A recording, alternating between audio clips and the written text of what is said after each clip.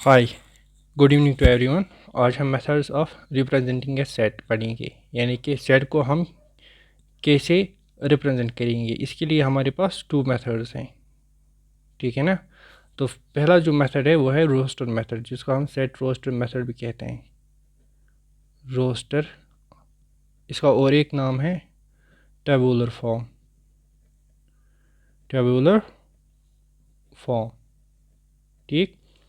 अच्छा, जो दूसरा जो मेथड है उसको हम सेट बिल्डर फॉर्म कहते हैं। सेट बिल्डर फॉर्म, ठीक। तो चलिए हम पहला मेथड पढ़ेंगे, which is roster form.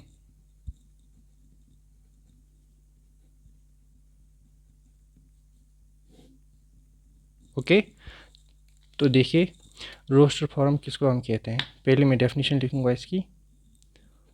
All elements of set are listed.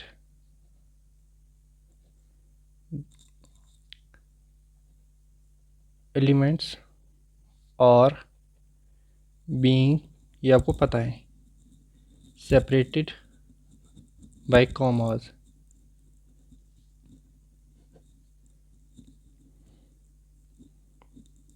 and are enclosed within braces।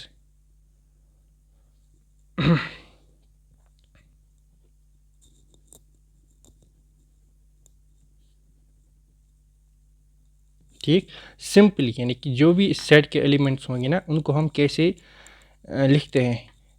Simply हम ब्रैकेट्स में रखते हैं उनको और फिर कॉमास के थ्रू सेपरेट करते हैं। जैसे कि हमारे पास है set of vowels, set of vowels,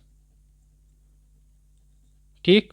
अच्छा, इसको हम कैसे represent, A is equal to, these are curly brackets, ठीक है ना। तो इन्हीं में हम वॉवेल्स को रखते हैं। That A separated by commas, E I O U हैं। जो भी सेट के एलिमेंट्स होते हैं उनको हम सबों को लिस्ट करते हैं, यानी कि सभी एलिमेंट्स को हम लिखते हैं, ठीक। ओके, अब है दूसरा मेथड जिसको हम बिल्डर फॉर्म कहते हैं, ठीक है ना। बिल्डर फॉर्म, जिसको हम सेट बिल्डर फॉर्म भी कहते हैं, बिल्डर फॉर्म। तो देखिए इसमें क्या होता है। बिल्डर फॉर्म, पहले हम इसकी डेफिनेशन लिखेंगे। All elements of A set possess a single property, ठीक है, which is not possessed by any element outside the set।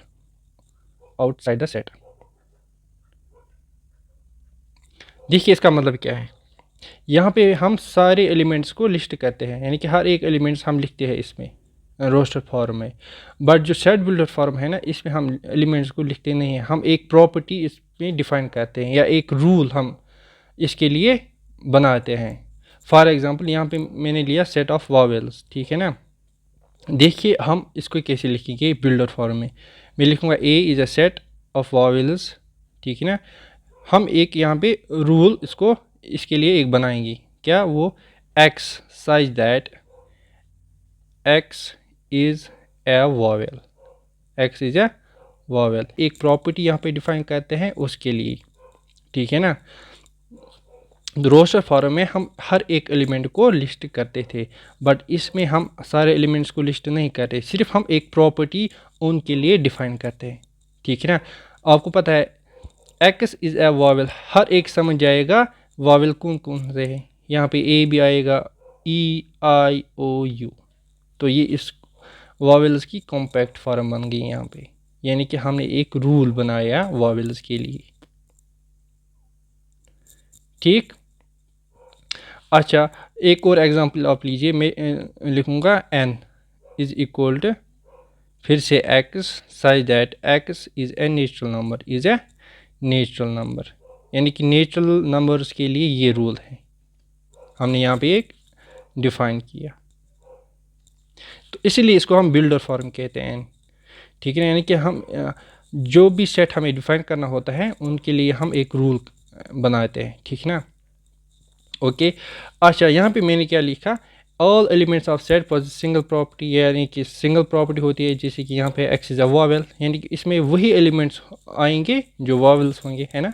Vowel के अलावा इस सेट में कोई और एडजस्टर नहीं होगा, ठीक है ना। दैट इसको हम एक रूल भी कहते हैं।